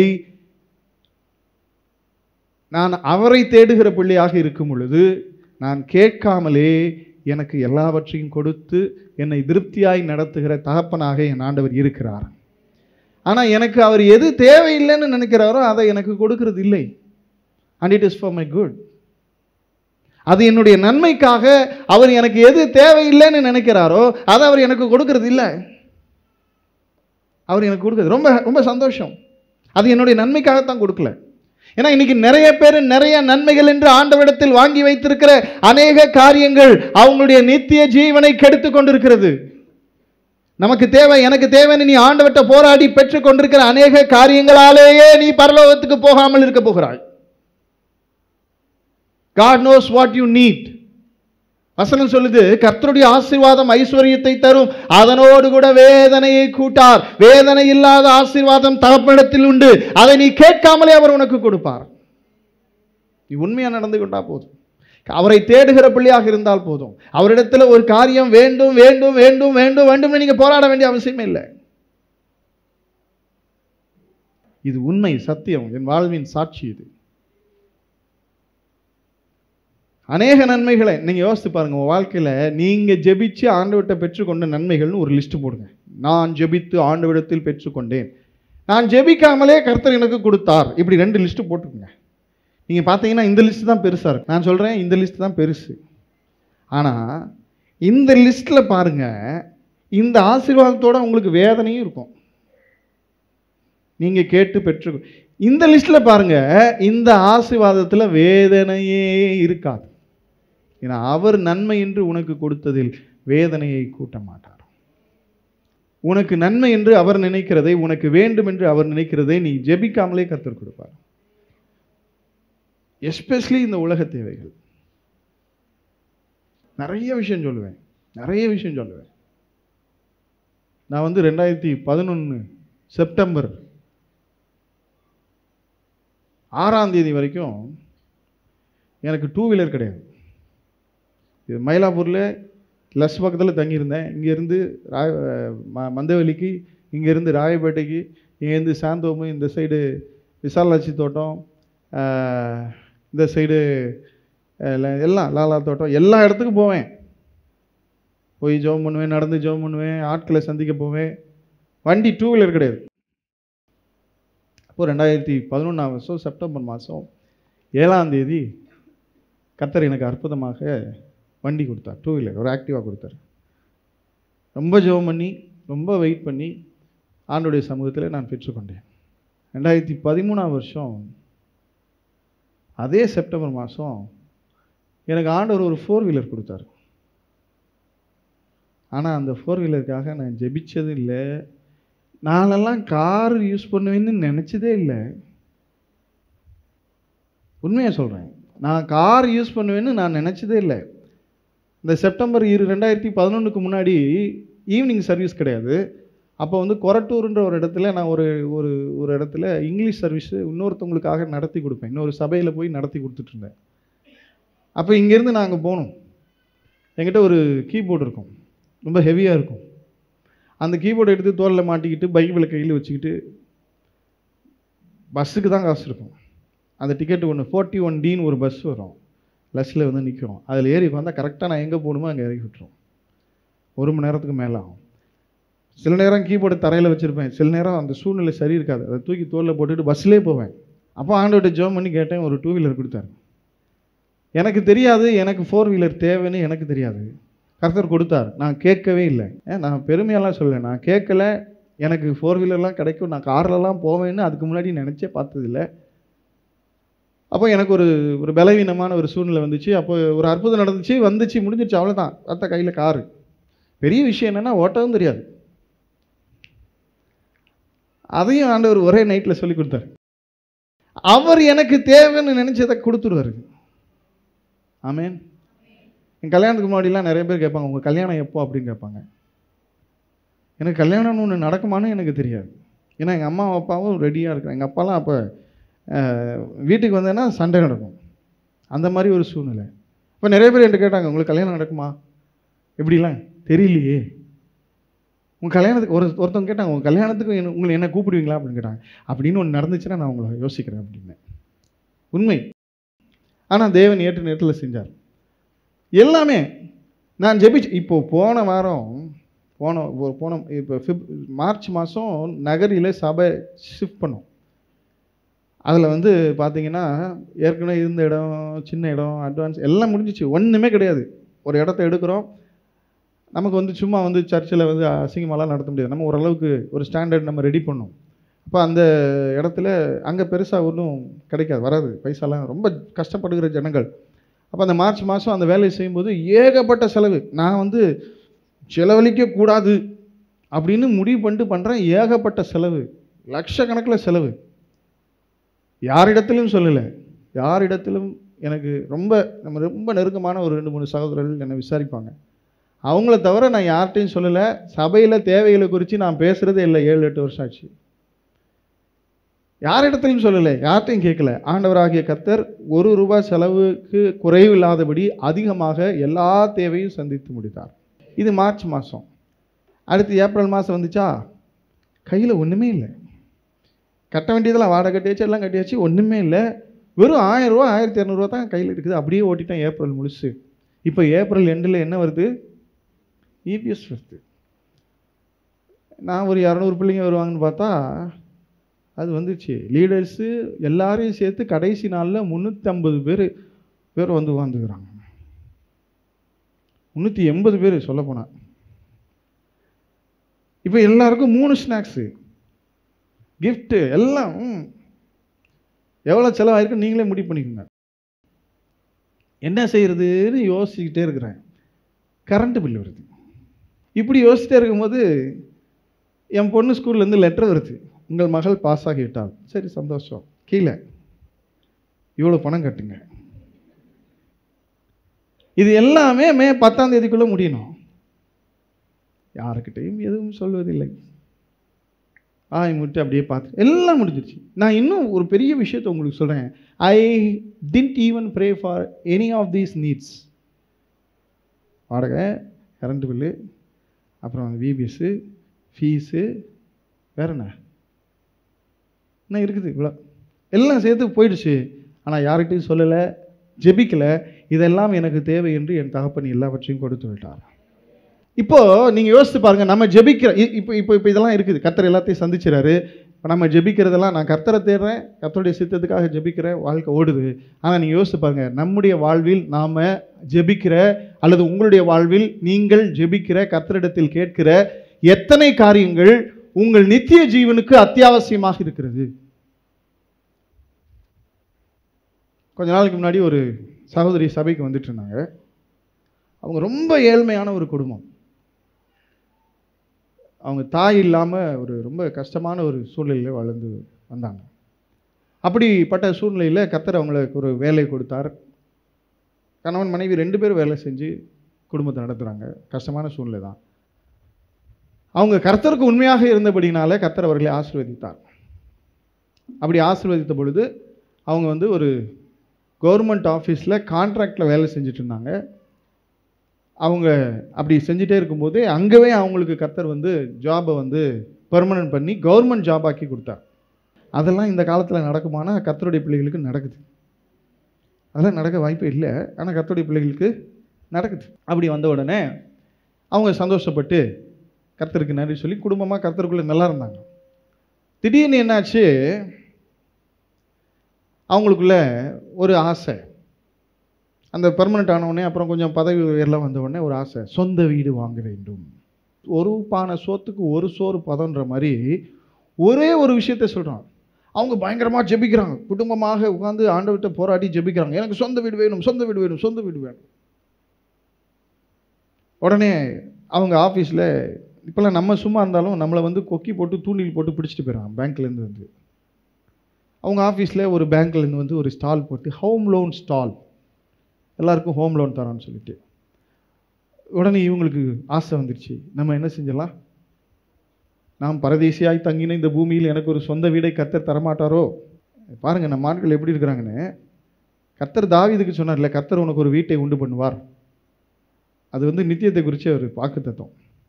அதை பற்றி நம்ம பிரசங்கம் பண்ணால் கர்த்தர் எனக்கு வீடு கொடுப்பார் சோத்திரம்னு இவன் பிரசங்கம், இவன் இவன் இவன் அதை தனியாக ஒரு வியாக்கியானம் பண்ணிகிட்டு இருக்கான். அது மாதிரி இப்போது நான் பரதேசியாய் தங்கின ஊரில் கர்த்தர் எனக்கு ஒரு வீடு கொடுத்தாருன்ட்டு அந்த போய் ஒரு வீட்டை பார்த்து ஹவுசிங் லோன் போட்டு பார்க்குறாங்க. போட்டு பார்த்தா 75% லோன் வந்துருச்சு. அந்த வீட்டுக்கு 75% லோன் வந்துருச்சு. அந்த லோனோட பார்க்குறாங்க, வருமானத்தில் பார்க்குறாங்க, ஓகே 75% லோன் வந்துருச்சு. இப்போ என்னென்னா இவங்ககிட்ட கையில் 5 பைசா கிடையாது, ஹவுசிங் லோன் வாங்கியாச்சு. இப்போ முன்பணத்துக்கு என்ன பண்ணுறதுன்னா ஒன்றுமே இல்லை, காலத்தில் ஒன்றும் இல்லை. ஏதாவது இருந்தாலாவது போய் என்னத்தையாவது விற்று என்னத்தையாவது என்ன செஞ்சிடலாம், ஒன்றும் இல்லை. ஒரு ஆள் ஐடியா கொடுத்துருக்குறாரு, அதுவும் ஒரு பாஸ்டர் ஐடியா கொடுத்துருக்காரு. நீங்கள் என்ன செய்யுங்க பதர், 2 லோனையும் ஒரே நேரம் அப்ளை பண்ணுங்கள். எந்த லோனு? ஒரு பக்கம் ஹவுசிங் லோனு, இன்னொரு பக்கம் பர்சனல் லோனு. 2ஐயும் ஒரே டைமில் அப்ளை பண்ணிங்கன்னா ஒரே டைமில் உங்களை செக் பண்ணி எடுத்தான்னு வச்சுக்கோங்களேன், இந்த லோன் இருக்கிறது அவனுக்கு தெரியாது, அந்த லோன் இருக்கிறது இவனுக்கு தெரியாது, 2 பேர் லோன் கொடுத்துருவாங்க அப்படின்னு ஒரு ஐடியா கொடுத்து, அந்த ஐடியா தேவ ஆலோசனைன்னு சொல்லி இந்த அம்மா கேட்டு இந்த வீட்டில் கேட்டு கடைசியில் போய் அப்ளை பண்ணி 2 வந்துருச்சு. சாட்சியெல்லாம் பயங்கர சாட்சி. கர்த்தர் நான் பரதேசியாய் தங்கின வீட்டில் ஊரில் எனக்கு சொந்த வீடை கொடுத்தார். ஒரு பக்கம் ஹவுசிங், இவ்வளோ லோனு, ஹவுசிங் லோனு, இவ்வளோ லோனு. இதில் முன்ன பின்ன லோன் வாங்கினவனுக்கு வட்டியெல்லாம் கம்மியாக சொல்லுவான். நம்ம முன்ன பின்ன லோனே வாங்கினது இல்லையா, இவ்வளோ வட்டி. இப்படியெல்லாம் பண்ணி எல்லாத்தையும் வாங்கி வச்சுட்டு இப்போது உட்காந்து சாப்பாட்டுக்கு வழி இல்லாமல் கர்த்தருக்குள்ளே இருக்கிற சந்தோஷத்தை இழந்து போய் அந்த நிலைமையில் இருக்கிறாங்க. இப்போது ஒரு யோசனை வருது, எல்லாத்தையும் விட்டுட்டு வாடகை வீட்டுக்கு போயிடலாமா? இப்போ வீட்டை வாங்கிறதுக்கு ஆள் வர மாட்டான். நம்முடைய வாழ்க்கையிலே நமக்கு தேவை என்று ஆண்டவரை போட்டு டார்ச்சர் பண்ணி நீங்கள் வாங்கி வச்சிருக்கிற பல விஷயங்கள் உங்களுடைய நித்தியத்துக்கு அத்தியாவசியம் இல்லாத காரியங்கள். ஆமேன். கர்த்தர் கொடுத்தா வாங்கிக்கோங்க, கர்த்தர் கொடுத்தா சொல்லுங்க வாங்கிக்கோங்க. ஆண்டவர்கிட்ட கேட்கும் போதே கேளுங்க, இஎம்ஐ இல்லாமல் கொடுத்துட்டீங்கன்னா பரவாயில்ல ஆண்டவரே,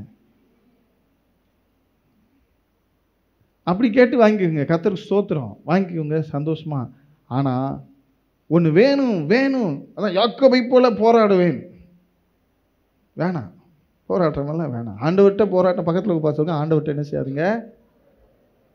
இப்படி இந்த மாதிரி நாம் சில காரியங்களை கேட்டு பெற்றுக்கொண்டு நாம் இன்னும் பல விஷயங்களை இன்னைக்கு ஆண்டவருக்குள்ள சந்தோஷமா இல்லை. எத்தனை பேர் நீங்கள் ஆசீர்வாதம்னு சொல்லி கர்த்தர்ட்ட வாங்கின பல விஷயங்களால கர்த்தருக்குள்ள சந்தோஷம் இல்லாமல் வாழ். நான் I can talk so many things. நான் ஒன்று சொன்னேன், உங்களுக்கு நேரமும் நமக்கு இருக்காது. ஆனால் யோசித்து பாருங்க, உங்கள் வாழ்க்கையில் கர்த்தர்ட்ட வேணும்னு கேட்டு வாங்கின எத்தனை விஷயங்கள் உங்களை வேதனைப்படுத்தி கொண்டிருக்கிறது, உங்களை நித்தியத்துக்கு ஆகாதவனாக்கி கொண்டிருக்கிறது என்பதை யோசித்து பாருங்கள்.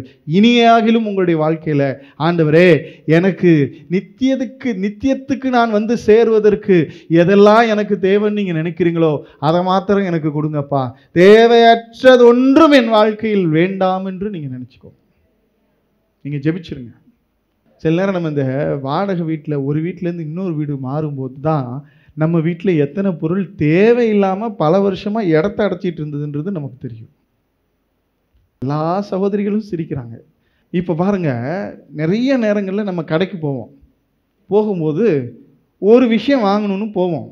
ஆனால் அந்த கடையில் இருக்கிற கண்ணில் படுற எல்லாமே நமக்கு தேவைன்னு தெரியும். ஆமாவா இல்லையா? தெரியும். நம்ம என்ன செய்வோம்? இதை வாங்கு, அதை வாங்கு, இதை வாங்கு. அதுக்கு தான் நான் எப்பவுமே ஒரு என்ன வேணும்னு கேட்டு நானே வாங்கிட்டு வந்து கொடுத்துருன்னு நினைப்பேன். என்ன வேணும்னு கேட்டு நம்மளே வாங்கி கொடுத்துட்டோம்னா அந்த தேவையோடு முடிஞ்சிடுச்சு. இப்போ நாங்கள் ஷாப்பிங் போகிறோம், அப்போது நம்ம போனோம்னா அந்த கடை காலி பண்ணிடுவாங்க, நம்ம வீடு நிரம்பிடும். அப்புறம் நம்ம ஒரு நாள் வீடு காலி பண்ணுவோம். அன்னைக்கு தான் தெரியும், இவ்வளோ பொருள் இந்த வீட்டில் இருந்துச்சு. அந்த பேக்கர்ஸ் அண்ட் மூவர்ஸ் வந்து கேட்பான், ஒரு 40,000 கொடுத்துருங்க அப்படின்வான். என்னடா அவ்வளோ பொருளாடா நம்ம வீட்டில் 40,000த்துக்கு பொருள் இருக்கான்னு நம்ம யோசிக்கிற அளவுக்கு ஆகிடுவோம். அது மாதிரி நான் சொல்கிறேன், நம்முடைய வாழ்க்கையிலே தேவையற்ற, நம்முடைய ஃபோக்கஸ்க்கு தேவையற்ற, நம்முடைய நித்தியத்துக்கு தேவையற்ற, நம்முடைய நித்திய வாழ்வுக்கு தேவையற்ற, நம்முடைய ராஜாவுக்கு முன்பாக நாம் நிற்பதற்கு, பிரியமானவனாய் நிற்பதற்கு தேவையற்ற பல காரியங்களை ஆசீர்வாதங்கள் என்று நினைத்து கொண்டு நீங்கள் தேவனிடத்திலிருந்து கேட்டு கேட்டு பெற்று பெற்று உங்கள் வாழ்க்கையில் வைத்து கொண்டு கடைசியில் அது உங்களை நித்தியத்துக்கே ஆகாதவனாக்குகிற நிலைமைக்கு நீங்கள் போய்விடாதிருங்கள். உங்கள் நித்தியத்துக்கு தேவையான அத்தியாவசியமான காரியங்களை மட்டுமே கர்த்தரிடத்திலே கேளுங்கள். அதில் கர்த்தர் பிரியப்படுகிறவராக இருக்கிறார். அப்படிப்பட்ட ஒரு ஆளா இருந்தீங்கன்னா நீங்க பாருங்க, எல்லாரும் எத்தனையோ காரியங்களை ஏகாயிடத்தில் கேட்டு பெற்றிருப்பார்கள். ஆனால் எஸ்தர் ஒன்றையும் கேட்கவில்லை. எனக்கு நியமித்திருக்கிறதை மாத்திரம் எனக்கு கொடுங்கள் என்று கேட்டால் அவள் தான் ராஜாவுக்கு பிரியமானவனானாள். இப்படிதாங்க நம்ம வாழ்க்கை இருக்கணும். போதும் என்கிற மனதுடனே கூடிய தெய்வ பக்தியே மிகுந்த ஆதாயம். சார், ஆண்டவரே நீங்க எனக்கு என்ன நியமிச்சிருக்கிறீங்களோ அதை மட்டும் கொடுத்துருங்க போதும். இப்படி ஜெபிச்சு பாருங்க. நான் உங்களுக்கு ஒன்று சொல்லவா? நம்மளை விட கர்த்தர் நம்மளை அதிகமாக நேசிக்கிறார். இந்த உலகத்தில் நாம் இருக்கும் வரைக்கும் நம்ம நல்லா இருக்கணும்னு கர்த்தர் நினைக்கிறாரு. அதனால நமக்கு தேவையான நன்மைகளை எல்லாம் வேதனை இல்லாமல் அவர் கொடுக்க வல்லமை உள்ளவராக இருக்கிறார். நம்மளா போய் கேட்டு எதை வாங்கினாலும் அதில் வேதனை இருக்கும். இப்போது இந்த எஸ்தருடைய இதெல்லாம் பார்க்கும்போது நம்ம எப்படி பார்க்குறோம், இது எஸ்தருடைய லைஃப். ஒரு பக்கம் ராஜாத்தி, ஒரு பக்கம் ராணி, ஒரு பக்கம் அப்படி பயங்கரமாக யோசித்தா, இன்னொரு பக்கம் யாருமில்லாத இந்த பெண்ணுக்கு தன்னுடைய வாழ்க்கையை அவர் ரிஸ்க் பண்ணி நிற்கிறான். ஆமே, தன்னுடைய வாழ்க்கையின் எதிர்காலத்தை ரிஸ்க் பண்ணி அந்த இடத்துல நிற்கிறான்.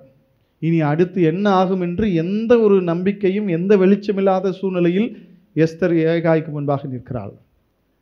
ஆனால் 100% ஆண்டவருடைய திட்டத்தை நம்பி எனக்கு நீர் நியமித்திருக்கிறது போதும் என்று சொல்கிறார்.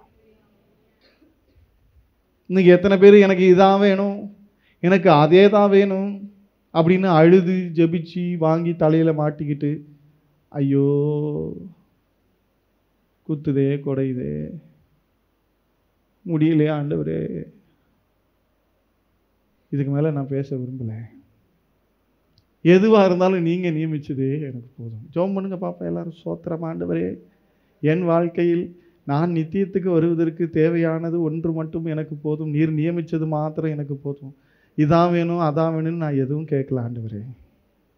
ஜெபிக்க வேண்டியவங்க ஜெபிச்சிருந்தாங்கன்னா சோத்திரம். இது மாதிரி நம்முடைய வாழ்க்கையில் நான் சொன்னது ஒரு சில காரியங்கள் பேசினா எடுத்துக்காட்டு சாம்பிள் நிறைய பேசிட்டே இருக்கலாம். நான் பேச விரும்பவில்லை. நம்முடைய ஃபோக்கஸ் நித்திய ஜீவனாக இருக்க வேண்டும்.